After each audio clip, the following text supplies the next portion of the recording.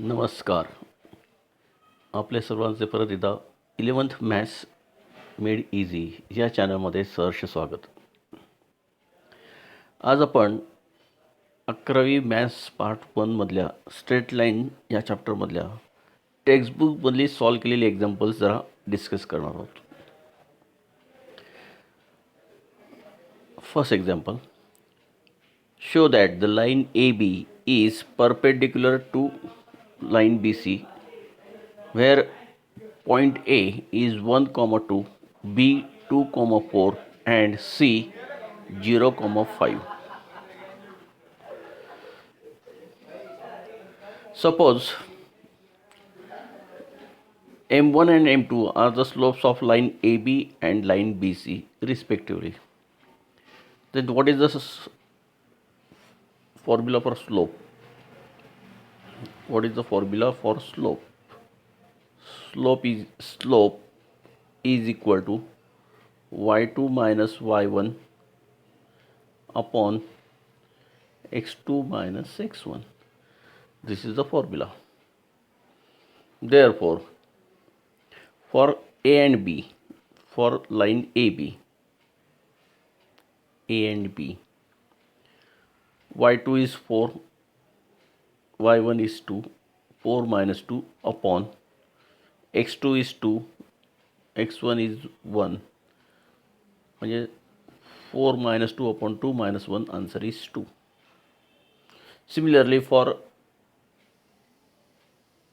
BC, for line BC, slope is equal to, slope of line BC is 5 minus 4 divided by 0 minus 2, that is minus half.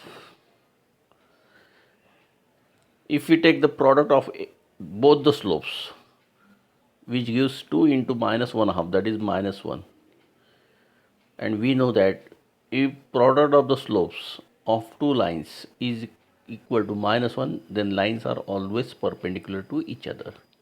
Therefore, here AB is perpendicular to line BC. Now, next question.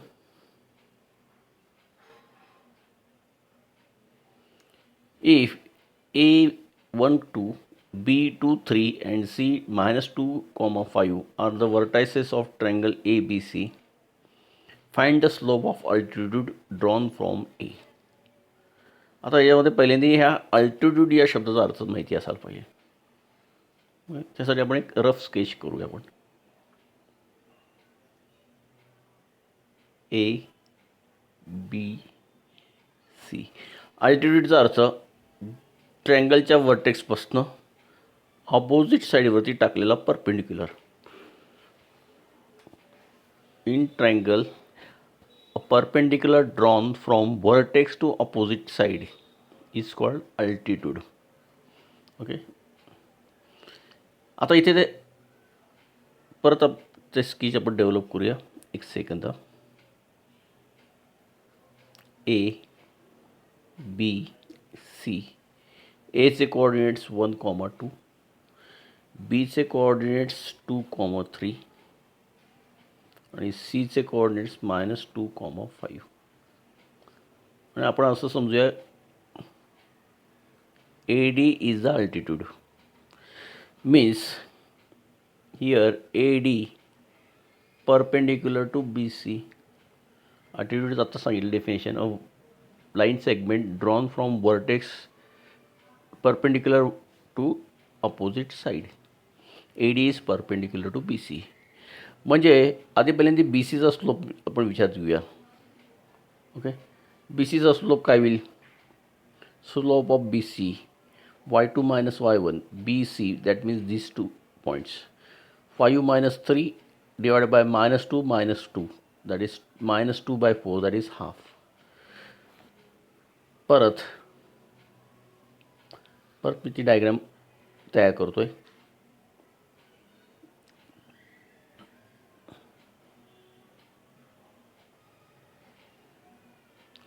BCचा slope झाला आहे -1/2. Naturally ए डीचा slope काय होईल बघा. ए डीचा slope into बी सीचा slope is equal to -1. आत्ताच आपण बघितलं. मग ए डीचा स्लोप काय होईल. ए डीचा स्लोप काय होईल -1 अपॉन बी सीचा स्लोप. बी सीचा स्लोप किती आहे -1/2 म्हणजे -1 अपॉन -1/2. हे मायनस साईन निघून जाईल. हा 2 वरती जाईल म्हणजे बी सीचा स्लोप काय होईल. स्लोप ऑफ बी सी काय होईल. त्यामुळे नॅचरली तो होईल +2. Slope of B C is +2. Okay. Simple concept आहे. अल्टिट्यूड म्हणजे काय लक्षात आलं आहे. Altitude is the perpendicular line segment drawn from vertex to its opposite side. Okay. आता असाच एक प्रॉब्लेम आहे की जो आपल्याला 12वीला सुद्धा किंवा एक फॉर्म्युला आहे की जो आपल्याला 12वीला सुद्धा लागतो. This is the formula. If m1 and m2 are the slopes of two lines, then the acute angle between them tan theta is equal to mod of, या साईनला आपण म्हणतो मॉड. हे सगळं वर्टिकल 2 लाईन्स आहेत त्याला आपण साईन म्हणतो mod sine. Mod of m1 - m2 upon 1 + m1 m2. लक्षात ठेवा खूप वेळा 12वीची मुलं पण गोंधळ करतात. इथे मायनस साईन आहे न्यूमरेटरमध्ये आणि डिनॉमिनेटरमध्ये प्लस आहे. खूप वेळा मुलं मॉड m1 + m2 लिहितात अपॉन 1 - m1 m2. ओके. तो फॉर्म्युला आहे mod of m1 - m2 upon 1 + m1 m2. If m1 and m2 are the slopes of the two lines, then and theta is the angle, acute angle between them, then tan theta is equal to mod of. आता मॉडचा अर्थ mod gives always positive value. त्यामुळे हे जे काय calculation होईल m1 - m2 upon 1 + m1 m2 हे inner calculation जे होईल त्याची व्हॅल्यू पॉझिटिव्ह येण्यासाठी मॉड साईन वापरले. ओके. आता आपण एखादा सम बघू त्यावरती. Find the acute angle between the lines having slopes 2 and -2. Slope हा निगेटिव्ह सुद्धा असू शकतो. स्लोप हा निगेटिव्ह सुद्धा असू शकतो. Slope is a real number. त्या निगेटिव्ह असू शकेल, 0 असू शकेल, इन्फिनाईट पण असू शकेल. वाय ॲक्सिसला पॅरलल असू शकेल, वाय ॲक्सिस. नेहमी पॉझिटिव्ह व्हॅल्यू असायला पाहिजे असा नियम नाही. m1ची व्हॅल्यू 3 धरली, m2ची व्हॅल्यू -2 धरली.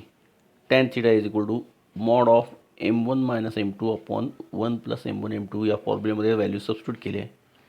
व्हॅल्यू आली 1. tan थीटाची व्हॅल्यू 1 आली. कुठल्या अँगलला टॅनची व्हॅल्यू 1 असते तर तो अँगल आहे 45 डिग्री. म्हणजे या 2 लाईनमधला अँगल आहे ॲक्यूट अँगल आहे कारण तो <90 आहे म्हणून त्याला ॲक्यूट म्हटलं आहे. ॲक्यूट अँगल झाला किती झाला ॲक्यूट अँगल आपला लाईनचा तर तो झाला बरोबर 45 डिग्री. आता अशाच प्रकारचा एक सम आहे फक्त तर त्यात जरासा बदल केला त्यांनी. If the slope of the one line is half and the angle between them is 45 degree, then what is the angle between the slope of another line. Out of two slopes, slope of one line is 1/2 and the angle between these two lines is 45, then what is the angle slope of another line. This is the question. एक आपण थीटाची value 45 दिली आहे. m1 आणि m2 पैकी कोणाची एकाची value half धरू. m1ची value half धरली तर फॉर्म्युला आत्ता सांगितल्याप्रमाणे ह्या mod of tan 45 theta 45 mod of m1 - m2 upon 1 + m1 m2. Simplify केलं. सिम्प्लिफाय कसं केलं ते बघा कारण हे सिम्प्लिफिकेशन काही जणांना अजूनही समजत नाही. हा 2 आहे त्या m2ला मल्टिप्लाय केलं 1 - 2m2 अपॉन 2 म्हणजे हा झाला 1 - 2m2 अपॉन 2 डिवाइड बाय इथे काय होईल बघा. हा m2 वरती असेल 2 × 1 2 2 + m2 2 + m2 अपॉन 2, हा 2 आणि हा 2 कॅन्सल झाला, म्हणून इथं डायरेक्ट त्यांनी व्हॅल्यू लिहिली आहे mod of 1 minus 2m2 upon 2 plus m2.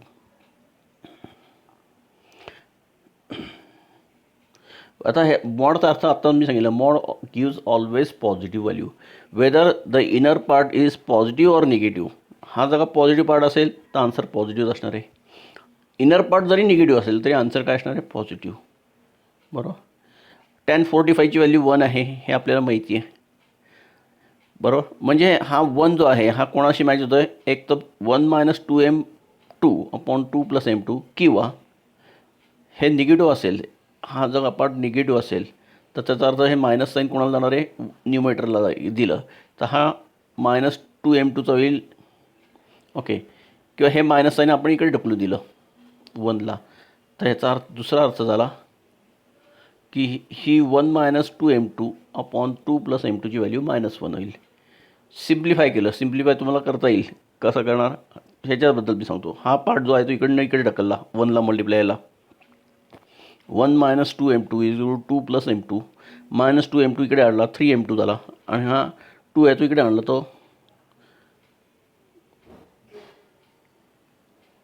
तो झाला -1 अपॉन 3. सेम केस इथे झालं, हा इकडनं इकडे पाठवला तर -2 मायनस m2, हा -2m2 जो आहे तो इकडे आणला तर m2 राहील शिल्लक, आणि हा -2 तिकडे आणला तर 3 होईल. ओके. म्हणजे दुसरी व्हॅल्यू येईल. म्हणजे दोन्ही केसमध्ये आयदर मॉडच्या आतली व्हॅल्यू प्लस असेल किंवा मायनस असेल, किंवा प्लस असताना काहीच प्रॉब्लेम नाही. हा आतला पार्ट जर का मायनस असेल तर ते मायनस साईन त्यांनी या साईडला शिफ्ट करून टाकलं. ओके. म्हणजे टॅन थिटाची व्हॅल्यू 1 आली, त्याला मायनस साईन देऊन टाकलं. ते -1 इज इक्वल टू एकदा आणि एकदा +1 इज इक्वल टू दिस. आता याला दुसरी पण मेथड आहे, काही ठिकाणी तुम्हाला दिसेल ती. मॉड्युलस काढायचं असेल ती मेथड सांगून ठेवतो, उल्लेख करून ठेवतो याचा. Whenever there is modulus on one side of the equation you have to square both the sides. Squaring both the sides ही सुद्धा तुम्ही मेथड वापरू शकता. स्क्वेअरिंग म्हटल्यानंतर याचा पण स्क्वेअर होईल, न्यूमरेटरचा पण स्क्वेअर होईल, आणि डिनॉमिनेटरचा पण स्क्वेअर होईल. म्हणजे 1 minus 2m2 bracket square upon 2 plus m2 bracket square is equal to 1, कारण 1चा स्क्वेअर 1च असणार आहे. आणि मग सॉल्व करा, क्वाड्रॅटिक इक्वेशन मिळेल m2च्या भाषेतलं. m2ची 2 आन्सर मिळतील, तीच आपण तयार केलीत. ओके. कुठली मेथड वापरा. ओके.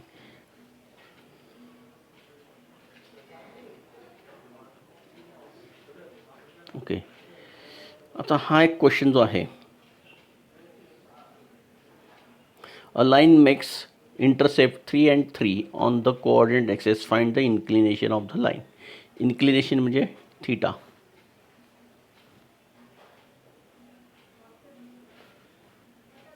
आपल्याकडे tan theta is equal to minus y intercept divided by x intercept, असा फॉर्म्युला आहे. आता इथे आपण व्हॅल्यू घालू.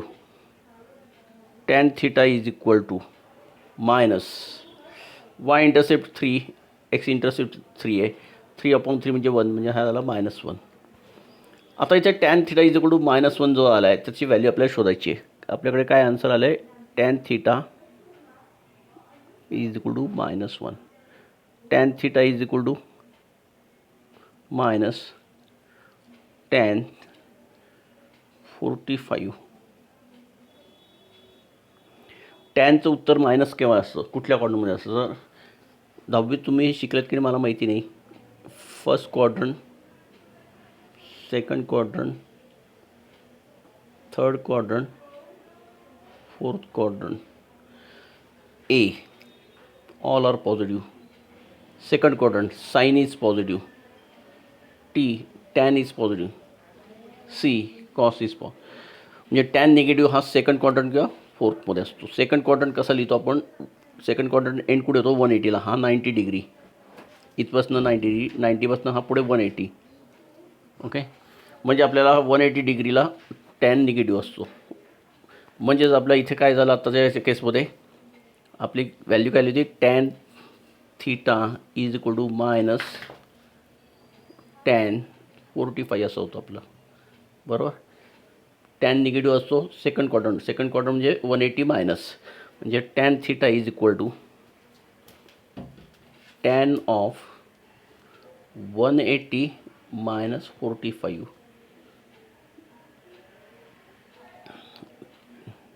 परत लिहितो, tan theta is equal to tan of 180 minus 45 degree. 180 minus 45 म्हणजे tan 35 135. Tan theta is equal to म्हणजे टॅन झाला थीटा झाला 135 डिग्री. आता हे ॲक्च्युली जे आहे ना, तुम्ही सांगितलं ना, टॅन निगेटिव्ह कुठल्या क्वाड्रंटमध्ये, सेकंड क्वाड्रंट कसा लिहितो आपण, tan theta is equal to tan of 180 minus 45. हे जे आहे, हे जे लॉजिक आहे, हे आपल्याला ट्रिग्नोमेट्रिक फंक्शन या चॅप्टरमध्ये शिकायचं आहे.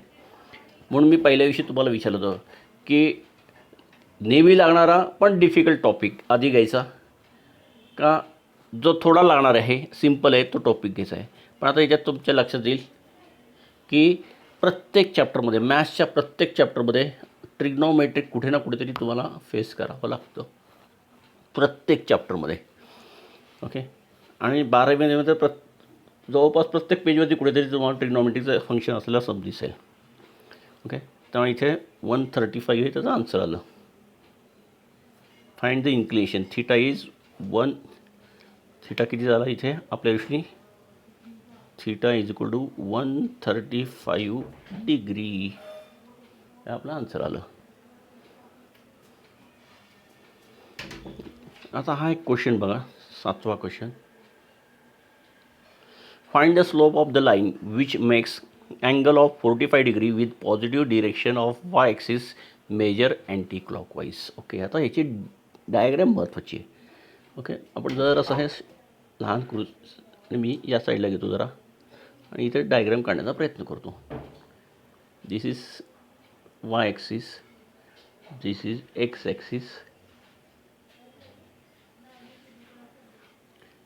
Suppose this is the line making 45 degree with x axis, sorry y axis.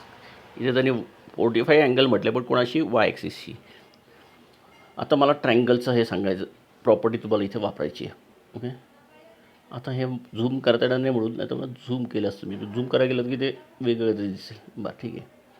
आता हा अँगल किती असेल, हा अँगलसुद्धा 45, हा बेसचा अँगल 90, 45 90 म्हणजे हा राहिला अँगल 90 45, हा 45 असेल तर हा अँगल किती असणार, 135. म्हणजे पॉझिटिव्ह एक्स ॲक्सिस बरोबर अँगल किती केला आहे, 135, बरोबर.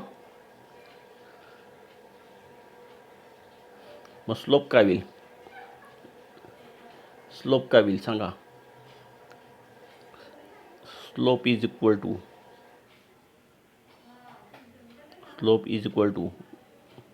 काय होईल, टॅन ऑफ 135 डिग्री. कारण एक्स ॲक्सिस बरोबरचा अँगल मोजायचा, तो सुद्धा कुठल्या डिरेक्शनमध्ये, अँटी क्लॉकवाईज. कारण पॉझिटिव्ह क्लॉकवाईज धरला तर निगेटिव्ह धरला जातो. टॅनची 135ची व्हॅल्यू किती, आता तुम्हाला 10वीपर्यंत 90 अँगलपर्यंतच होतं. आता हा तर 135 आहे. तर हे कसं करायचं, ह्याचंही मी तुम्हाला टेक्निक सांगतो या एक्झाम्पलपुरतं. कारण हे कसं आलं हे तुम्हाला आत्ता कळणार नाही. आपल्याला कोणाची व्हॅल्यू काढायची आहे, टॅन ऑफ 135 डिग्री.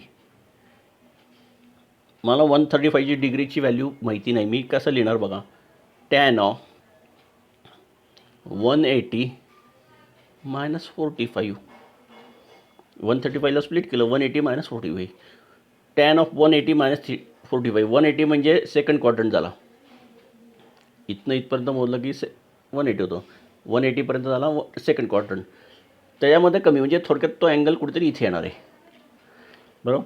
आता टॅन ऑफ ह्याला 180 म्हणजे आपण पाय म्हणतो, 180 डिग्री म्हणजे pi radians. Tan of pi minus theta तोही फॉर्म्युला व्हायचा तर इथे लिहून ठेवतो मी. Tan of pi minus theta is always equal to minus tan theta. कारण सेकंड क्वाड्रंटमध्ये टॅन निगेटिव्ह असतो, मायनस टॅन थीटा. इथे पाय म्हणजे 180 आहे. 180 मायनस 45. 45 म्हणजे आपल्या दृष्टीने काय झाला, थीटा झाला. म्हणजे त्याचा आन्सर येईल मायनस टॅन 45. आणि टॅन 45ची व्हॅल्यू तुम्हाला माहिती आहे 1. आन्सर आलं -1. जिथे जे अँगल हा पाडेल ना तिथे ते तुम्हाला ट्रिग्नॉमेट्रिकशी खेळ खेळावा लागणार आहे. विदाऊट ट्रिग्नॉमेट्रिक तुम्ही कुठलंही सम अँगलच्या संदर्भातलं कन्सिडर करू शकत नाही, हे कायम लक्षात ठेवा. Trigonometric the essential necessary part. In short, trigonometry is the oxygen for maths. Without trigonometry there is no maths, कमीत कमी कॅल्क्युलस तरी. ओके. मुद्दाम हे एक सम मला कोणीतरी विचारत आहे, स्टुडंटपैकी कोणीतरी मला क्वेरी पाठवली ती. आता माझ्या लक्षात आलं म्हणून मी लगेच ते सम एक्सप्लेन केलं. Okay. Next, find the value of K for which points P Q R are collinear points. Okay. आता याचं बघा, कोलिनियर पॉईंट्सची कंडिशन काय. पॉईंट्स 3 पॉईंट्स किंवा 3पेक्षा जास्त पॉईंट्स कोलिनियर केव्हा असतात. Collinear points A B C केव्हा होऊ शकतात. ए बी सींना आपण कोलिनियर केव्हा म्हणू शकतो. Slope of A B is equal to slope of B C is equal to slope of A C. एकाच लाईनवरती जर का पॉईंट असेल तर प्रत्येक 2 पॉईंटमधला स्लोप हा सेमच राहतो, बदलत नाही, कारण लाईन सेम आहे ना. म्हटल्यानंतर collinear points, when we can say that 3 or more than 3 points are collinear if slope between any 2 points remains same, then points are called collinear points. This is the concept. आता इथे slope कोणाचा आपल्याला पहिल्यांदा काढायचा आहे, P K. Slope P K, sorry P Q, P Q y2 minus y1. बघा 1 minus -1 म्हणजे 2 झाला, upon 2 minus K. Slope Q R, slope Q R काय होईल, 5 मायनस 1. 5 मायनस 1 म्हणजे 4, upon 4 minus 2 that is 2 is equal to 2. Slope P Q आणि slope P Q R same असायला पाहिजे तरच आपण पॉईंट्स कोलिनियर म्हणू शकतो. म्हणजे आपलं इक्वेशन काय झालं, 2/2 minus 2k is equal to 2. हे आपलं इक्वेशन तयार झालं. आता हे इक्वेशन सॉल्व करायचं आहे. काय करणार तुम्ही सांगा. क्रॉस मल्टिप्लिकेशन काय होईल, 2 is equal to 2 into bracket 2 minus K. या 2 बरोबर हा 2 गेला, म्हणजेच 2 minus K is equal to 1. K is equal to 1. This is the value of K.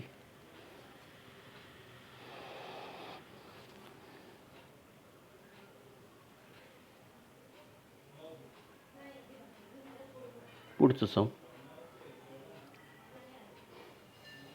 Find the acute angle between the x axis and the line joining point A.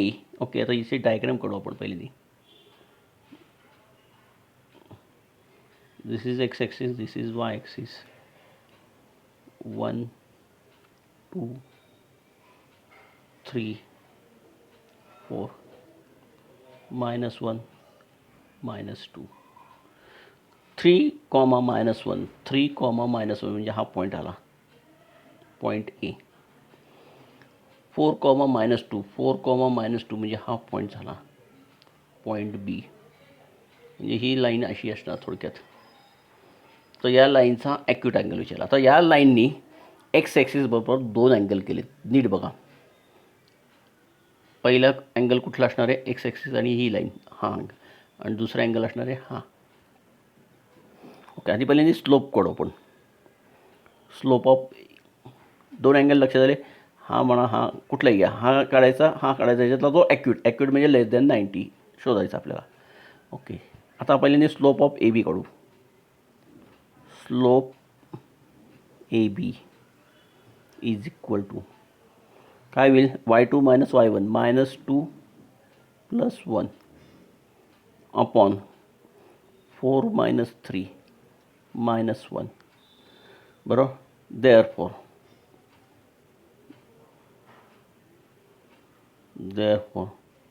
tan theta is equal to -1. आता हा minus sine कशामुळे आले तेही सांगतो. Minus sine का आलं तर आपण अँगल कसा मोजतो आहे, ही ती लाईन असेल तर हा अँगल आपण क्लॉकवाईज मोजतो आहे. क्लॉकवाईज घेताना नेहमी निगेटिव्ह धरला जातं. हे क्लॉकवाईज अँगल मोजताना त्याचं मेजरमेंट निगेटिव्ह धरला जातं. म्हणजे tan theta is equal to 1 धरला तर थीटाची व्हॅल्यू 45 येईल. म्हणजे